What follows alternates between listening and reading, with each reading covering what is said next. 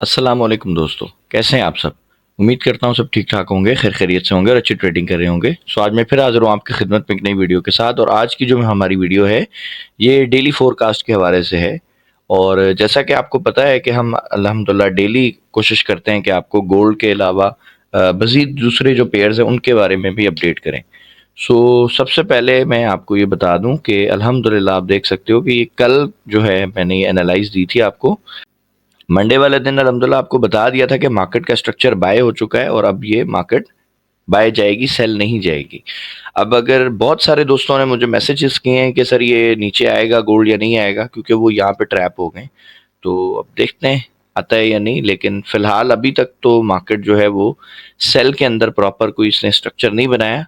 अगर सेल मतलब इसका छोटे टाइम के अंदर अगर इसका स्ट्रक्चर सेल में शिफ्ट होता है तो फिर हम कुछ कह सकते हैं कि भाई नीचे आएगी या नहीं। बट अभी फिलहाल तो ऐसा कुछ नज़र नहीं आ रहा। अच्छा जी, ये हम अभी इसको देखते हैं। सारी चीज़ें मैं इसकी दोबारा से ख़त्म करता हूँ, ठीक है। और आपको पता है कि हम लोग जो हमारा तरीका है ट्रेड करने का, हम जस्ट लिक्विडिटी के ऊपर काम करते हैं, ठीक है। तो अब यहाँ पर जो सबसे करीब करीब जो मुझे लिक्विडिटी इसकी जो नज़र आ रही है वो यहाँ पर नज़र आ रही है, इस जगह के ऊपर,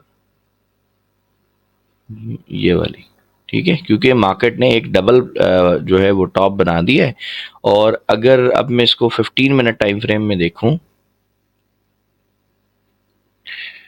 तो अभी मार्केट जो है ना उसने कोई स्ट्रक्चर पूरा कंप्लीट नहीं बनाया। अगर ये सेल के अंदर अपना स्ट्रक्चर कंप्लीट कर लेती है तो फिर हम इसको देखेंगे कि प्राइस जो है वो क्या कर रही है, किस तरीके से रिएक्ट करेगी। लेकिन अगर मैं इसको वैसे ही आपको बताऊं टेक्निकल के बेस के ऊपर, तो मार्केट को इस वक्त जो है वो यहाँ पर लिक्विडिटी स्वीप करके फिर सेल आना चाहिए। ये इस तरह डायरेक्ट इसको गिरना नहीं चाहिए, ठीक है। मकसद मार्केट जो है वो इस तरह एक बड़ी कैंडल बनाए, अगर इसको सेल आना है तो दोनों केसेस हम डिस्कस कर लेते हैं, ठीक है। मार्केट को अगर सेल आना है तो इस तरह ये एक बड़ी कैंडल बनाएगी, यहाँ पे वॉल्यूम भी बड़ा आ जाएगा।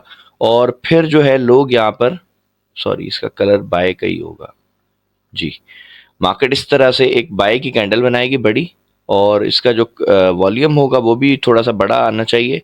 और इस तरह की बड़ी कैंडल देख के आपको पता है कि मेजॉरिटी में जो रिटेलर्स हैं वो बाय करेंगे, ठीक है।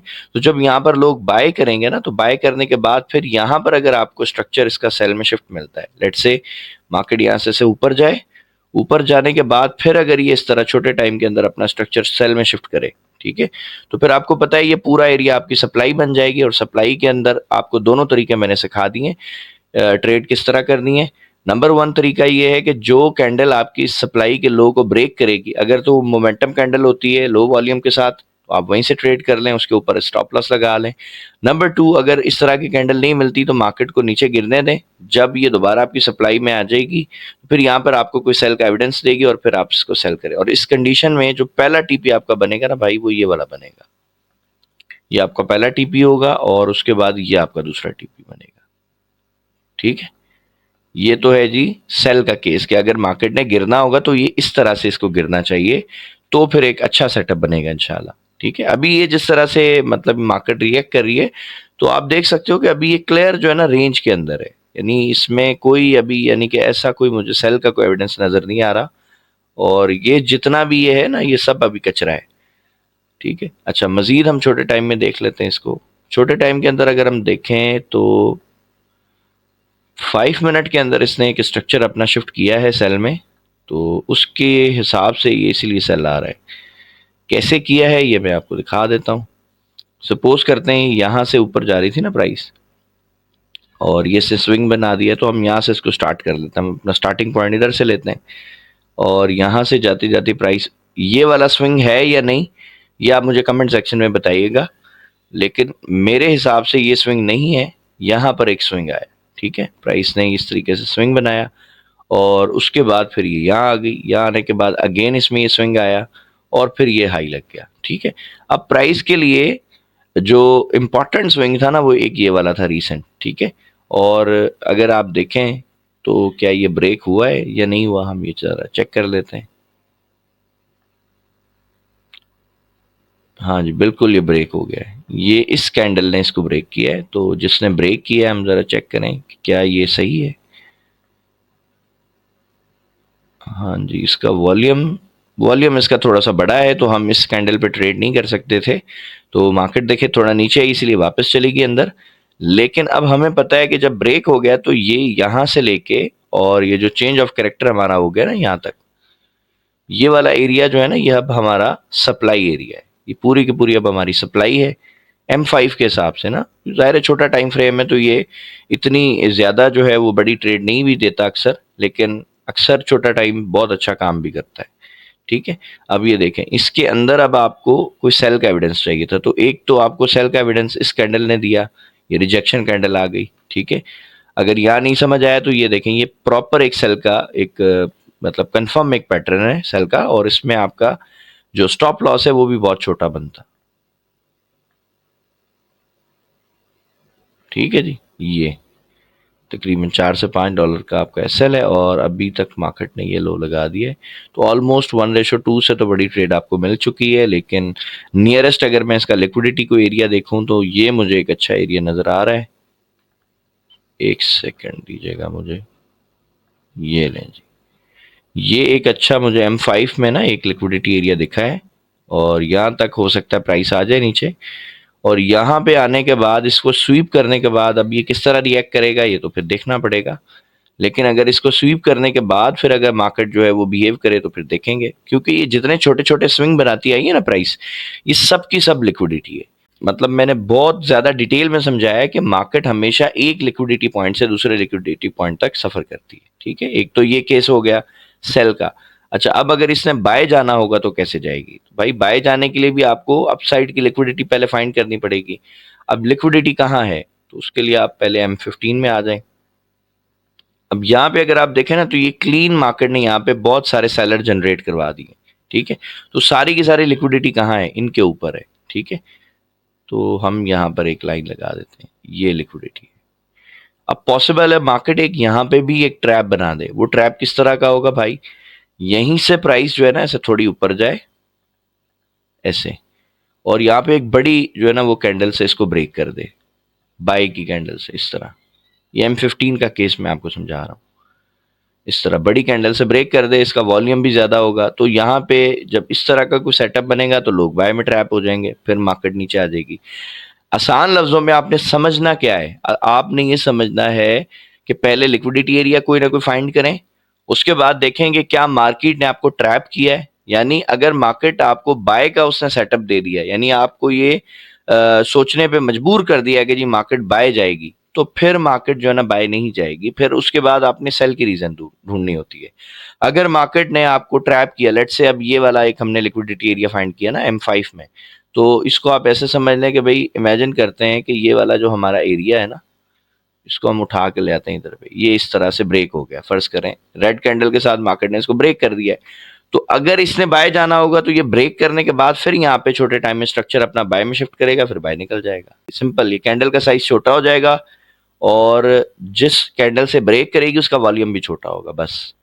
तो उस सूरत में फिर मार्केट गिरती चली जाएगी, और फिर ये आप देख सकते हो कितने सारे इसके लिक्विडिटी एरियाज हैं। लेकिन अगर यहाँ से गिरती है तो मेरे लिए जो बेस्ट लिक्विडिटी एरिया है ना वो ये वाला होगा। ठीक है, ये वाला, ये मैं यहाँ पे लाइन भी लगा देता हूँ। उसकी वजह ये कि यहाँ से ना मार्केट ने एक सीधी अच्छी मूव ली है, प्रॉपर जो रिटेस्ट आया है वो यहाँ पर आया है।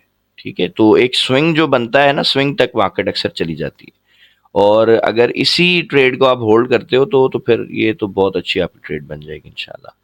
उसकी वजह ये है कि इसमें आपका रिस्क बहुत थोड़ा है। ठीक है, आप देख सकते हो तकरीबन $5-5.5 का रिस्क है, और अगर इसका टीपी आपको मिलता है तो मतलब बहुत अच्छा इसका आपको रिजल्ट मिलेगा। ठीक है, 1:12 या 1:13 के हिसाब की ये ट्रेड है। सही हो गया, ऑलमोस्ट 1:13.04 ये ट्रेड है, और $72 का टीपी बनेगा।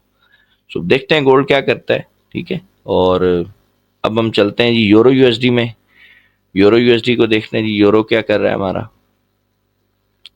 यूरो को मैं सबसे पहले तो H1 में देखना चाहूँगा कि जी ये 20 ने क्या किया है। हाँ जी, देखिए जी यूरो हमारा जी बिल्कुल यानी कि क्रिस्टल क्लियर अभी हुआ है। इसमें फ़िलहाल हमारे लिए अभी कोई अपॉर्चुनिटी तो नहीं है, लेकिन हो सकता है बन जाए। ठीक है, हम वेट करते हैं। देखें जी, ये रिसेंट अभी इसने ब्रेक ऑफ स्ट्रक्चर किया है, तो ये हमारा कौन सा लो कहलाएगा, ये हमारा स्ट्रॉन्ग लो कहलाएगा। ठीक है, इसको मैं लिख भी देता हूँ, स्ट्रॉन्ग लो कहलाएगा अकॉर्डिंग टू स्मार्ट मनी। ठीक है, हमारा वाला स्ट्रॉन्ग लो नहीं है। हम इसको कैसे ट्रेड करेंगे भाई, मैं उस वक्त तक ट्रेड नहीं करूंगा जब तक मार्केट ऐसा नीचे आए। नीचे आके मार्केट क्या करेगी, इस लाइन से पहले ही ना थोड़ी सी बाय चली जाएगी। ठीक है, इस तरह बाय जाएगी और फिर इसको तेजी से आके ना ब्रेक कर दे। जब मार्केट इसको ब्रेक करेगी ना, इस वाले लो को, स्ट्रॉन्ग लो को, सो कॉल्ड, जो हमारा स्मार्ट मनी ने हमें पढ़ाया हुआ है जी, ये स्ट्रॉन्ग लो है। जब ये ब्रेक होगा उसके बाद फिर मैं यहां पर कोई एविडेंस देखूंगा बाय का। ठीक है, मैं M15 में देखूंगा या M5 में देखूंगा, अगर यहाँ पे फिर मेरा स्ट्रक्चर बाय में शिफ्ट होता है, फिर मैं यहाँ से ट्रेड करना पसंद करूंगा। ठीक है, एक तो ये केस हो गया इसका सीधा, सही है। ये सप्लाई जो इसकी डिमांड बनेगी उसमें जैसे प्राइस रिटेस्ट करे, बाय करे, और मजे की ट्रेड आपको मिलेगी इंशाल्लाह। सेम सेटअप बनेगा जिस तरह गोल्ड में बना है। ठीक है, आप जाएं गोल्ड को चेक करने। गोल्ड को मैंने कल बड़ा डिटेल से समझाया था, कल वाली अगर फोरकास्ट आपने नहीं देखी तो वो देखिएगा, उसी तरह से ये होगा। लेकिन अभी यहाँ पर चूंकि मार्केट बहुत ऊपर है तो हो सकता है ये नीचे आ जाए। तो नीचे आने के लिए भाई इसको हम देखते हैं कि क्या करना पड़ेगा।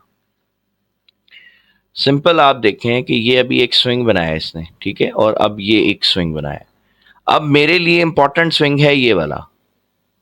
ठीक है, अगर मार्केट क्या करती है, आज इसको ब्रेक करती है, ठीक है, और ब्रेक कैसे करे, छोटी कैंडल होनी चाहिए, लो वॉल्यूम के साथ होनी चाहिए। इस तरह अगर ब्रेक करती है तो फिर ये पूरा का पूरा एरिया क्या बन जाएगा जी, मेरी यहाँ से यहाँ तक सप्लाई बन जाएगी।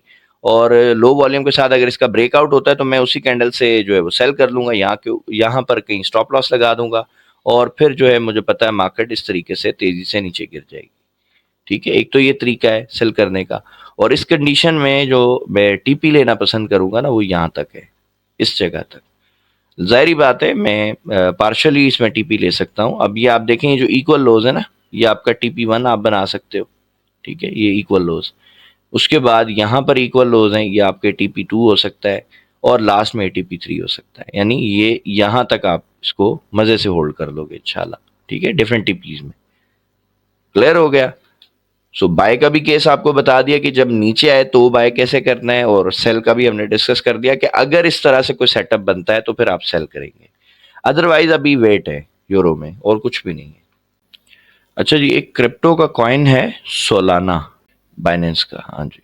तो उन्होंने कहा था कि जी वो डे ट्रेडर हैं, तो उसके हवाले से आप उनको बताएं। तो सबसे पहले तो देखें जी, सोलाना को अगर मैं थोड़ा सा बड़े टाइम फ्रेम में देख लूँ, H1 में, तो अभी रिसेंट इसने जो है ना अपना स्ट्रक्चर शिफ्ट किया है, और अभी ये बाय ट्रेंड में चल रहा है। और यहाँ पर इसने अभी लिक्विडिटी भी स्वीप की है। जरा देखें ये किस तरीके से मार्केट जो है वो रिएक्ट कर सकती है।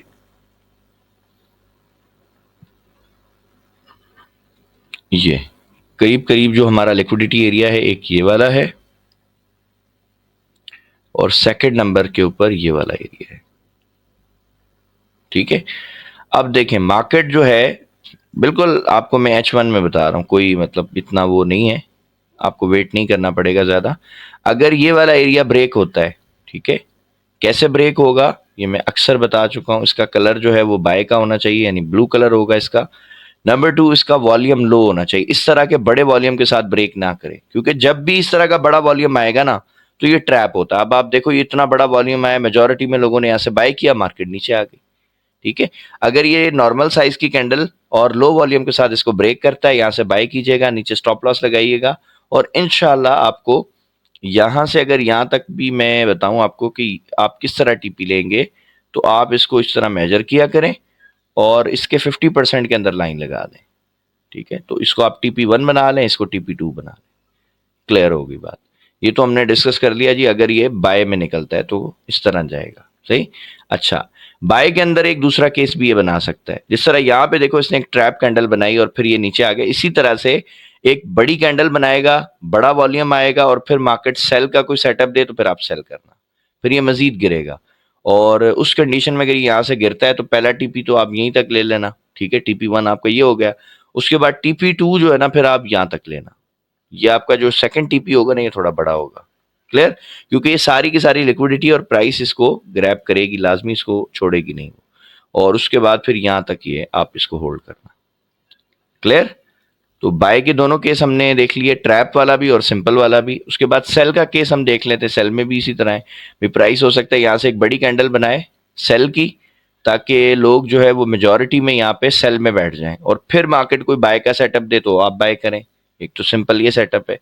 दूसरा इसी को ही हम समझ लेते हैं कि नहीं जी, अगर ये ट्रैप नहीं बनता, क्लीन यहाँ से ब्रेकआउट हो जाता है, यानी एक नॉर्मल साइज की कैंडल बनती है और उसका वॉल्यूम भी छोटा होता है, तो फिर आप यहाँ से सेल लगाएं, पहला टीपी ये लें, दूसरा टीपी ये लें। ठीक है, सो दोनों केस अल्हम्दुलिल्लाह हमने डिस्कस कर लिए, सोल यूएसडीटी के यानी सोलाना के, और आई थिंक ये बाइनेंस का क्रिप्टो कॉइन है और बहुत ज्यादा ट्रेड होता है। कोई भी पेयर है जो भी आप ट्रेड करते हैं, चाहे करेंसी पेयर हो, कमोडिटी पेयर हो, क्रिप्टो पेयर हो, जो भी पेयर आप ट्रेड करवाना चाहते हैं, आप मुझे उसका जो है वो कमेंट सेक्शन में आके आप ये बता दिया करें कि सर ये पेयर है हमारा।